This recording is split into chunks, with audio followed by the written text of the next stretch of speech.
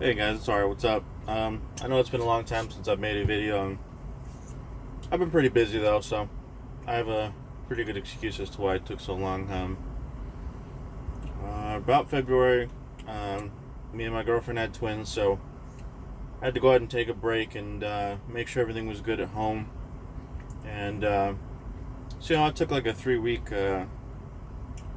break. I contacted my driver manager, and he said he would talk to the terminal manager there in El Paso, and they managed to get me 3 weeks off without having to take a leave of absence or do any kind of paperwork. So that was nice.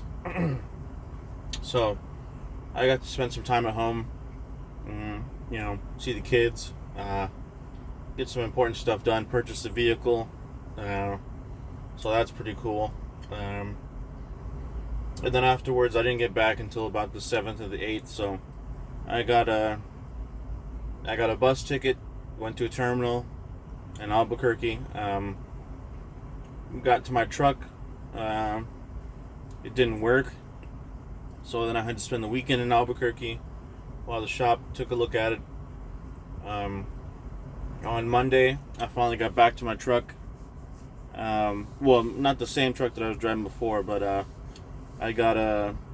went from a 2019 Volvo 760 with 80,000 miles when I got it, and when I left it, I had somewhere around 140,000 miles. So I put a good amount of miles onto it for the time that I was driving it, and it was a real nice truck. It was basically brand new, so it had all the bells and whistles.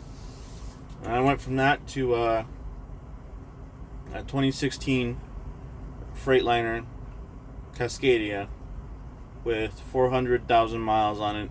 You know, it's an older truck, definitely. It's all the bells and whistles have been pretty much used, so it's definitely a downgrade. And then it wasn't working when I got to it, so that was another big discouraging thing. But now, I've gotten in the truck, I've gotten used to it. It's even though it's a downgrade, I still got to keep moving, still got to keep making money, so can't complain. Got back in the truck, started going north. This time, last week I was going through Idaho. I went through Utah, I think Utah, Wyoming, Oregon, and now I'm in Washington. And the string of, I don't know, bad luck has kind of been going on here, because at first my truck wasn't working, then I got a downgrade. It's a working truck. It does what it needs to do. And so yeah, they send me up on this route. I go through Utah, Wyoming. I get to Oregon. I go through Oregon. Everything's fine. The truck just kind of is whatever. And I get here. I drop my load. I'm getting set up with another load. I'm like, all right, cool. I've got 2 loads to take me back down south where it's nice and warm. And then from there, I'll plan out a week ahead of time. I'll go home or something for 2 days. And the night or the day of my first load back down south, I was like, okay, I'll do my pre-trip right now. It's like 1 o'clock. I don't have to show up until 9, so let's do it now. That way I can take a nap, and we'll show up early, and we'll have the truck ready to go. So I do my pre-trip, and my truck starts when I get out to check my lights, and then the truck turns off. And so instantly I'm like, okay, what was that? So I check my truck, turn it off, turn it back on. It works for about 20 seconds, and then I get a check engine light and the red flashing stop engine light. So instantly I'm like, okay, let's stop the engine and figure out what's going on. So I stop the engine, get out, take a look at all my fluid levels again. They're still good. Take a look at all the usual nuts and bolts, make sure everything's clamped perfectly. There's no soot leaking anywhere. Basically everything I would need to take care of to make sure that my engine's not actually experiencing any issues.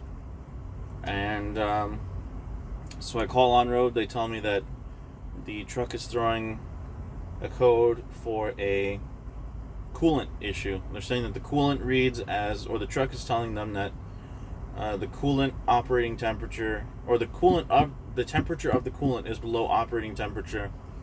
So it's basically too cold. And that's why the truck is telling me to turn it off. And it was like an 80-degree day here in Washington State. You know, it's a perfectly normal day. It's like, you know, you can even use air conditioning because it's a little too hot. And the truck is saying that it's too cold. So we were having a coolant sensor issue. They told me to unplug it and then plug it back in. I did that. That took a while. I had to figure that out. And so after about an hour and a half of doing that, I just told them, hey, I'm not going to be able to make my loads. This thing is telling me to turn off the truck, and if I don't turn off the truck, it's turning off the truck for me. So I don't want to be going down the highway and this thing's trying to turn off the truck on me. So we need to get it to a shop, and I need to figure out how to get out of these loads. That way I don't get a service failure or anything like that. So they sent me up to the shop in Mount Vernon. It's like 20 miles away. They have somebody come out and tow me there. And so I spent Wednesday night, Thursday, all day. Got my truck back on Friday, payday. So I'm like, okay, you know, it's payday. I got my truck back. Everything's going good. Then was a little bit of a rough start there. But nothing to complain about. It just happens. My truck should work now. Let's get going. So I head back to the truck stop that's near here over in Arlington. And I'm like, all right, cool. I'm ready for load. Let me know what you guys are doing. You don't have to plan me home right away. I understand. You know, let's get some money. Let's get some money going. Let's get the tires rolling. And so yeah, that was Friday. Today's Saturday. I've got nothing planned for tomorrow. The planners are just, you know, telling me, oh, we're short on freight. We have nothing going. We're basically down to just everybody takes turns. So out of all the Swift drivers here in Washington and in this area, we're down to just going down a list when freight becomes available. So that's not a good sign.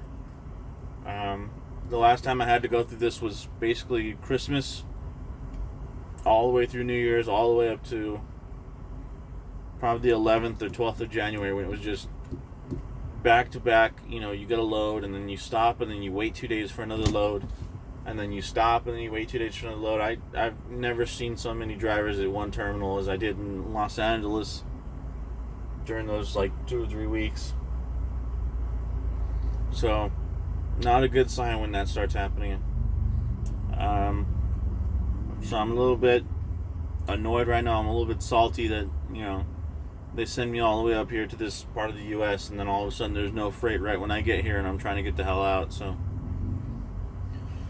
it's been a little bit rough, but it's whatever. Hopefully we'll get out of here sometime the day after tomorrow, or maybe even late tomorrow, and from then on we'll just keep trying to keep it moving every day, all day, to make up for it. But you know how it is. Things are never that good. That's probably asking for a little bit too much. So we'll see how things go. I've been looking into some other trucking companies here at my house, well, my home area over there in El Paso, Las Cruces, just to kind of see what's out there. And you know, maybe I can start looking for a local job. That way I can get home every day and make the same amount of money, and, you know, still be comfortable at home, instead of being out on the road, you know, where this happens, where I'm out 3 days in a row where there's nothing going on. I'm stuck at a truck stop. So we'll see how that's going. I just wanted to update you guys and let you know what's going on. Not too happy right now with Swift, but that's just kind of how the cards go, you know. Every once in a while something's going to happen, and usually when it rains it pours. So this week is kind of not so good, but we'll see how next week goes, and maybe I can come up with some other videos and keep myself occupied in the meantime. So let me know if you have any questions about Swift, or how the usual day goes, or what to do when things go wrong like this. You know, I've just been basically hitting up my driver manager. He's been bugging the planners, and they got to the point where they were like, just hold on, there's a line. So there's nothing else I can really do about it. But Yeah, ask me questions. What you want to hear me talk about concerning Swift, or maybe you just want to know. Maybe you have more questions about what the process of getting your CDL was like. So I'll just be here, I guess, answering questions until I get a load. So you guys have a good day.